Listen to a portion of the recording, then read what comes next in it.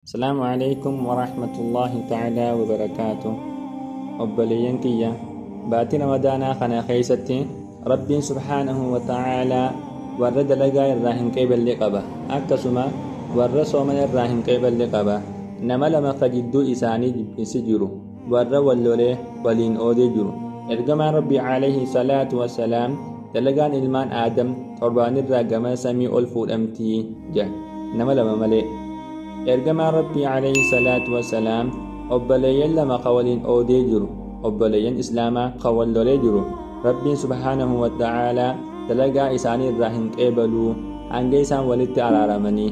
akkasuma soomanillee irraa hin qeebalu hanga isaan walitti araaramanii mee dalagaa tana tursiisii ija rabbii subhaanahu wa ta'aalaa duba obboleeyyan kiyya nama wallolee jiru nama waliin oodee jiru hundaa dhiifama haa gaafannuu إرجما ربي عليه الصلاة والسلام من جاء وخيرهن من بدأ بسلامه الرجال إنساني نما إني سلامتان إيجا إيجا إرجما ربي عليه الصلاة والسلام من جاء لا تحجر أخاك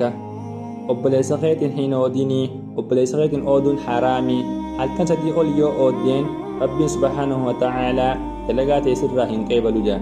وبلين كيا akka dalagaa baatii tana keessa dalagaa jirru hunda rabbiin akka nuuf qeebaluuf rahmata isaa bal'aa san akka nuuf kennuuf waliin ooduu wal jibburraa haa fagaannuun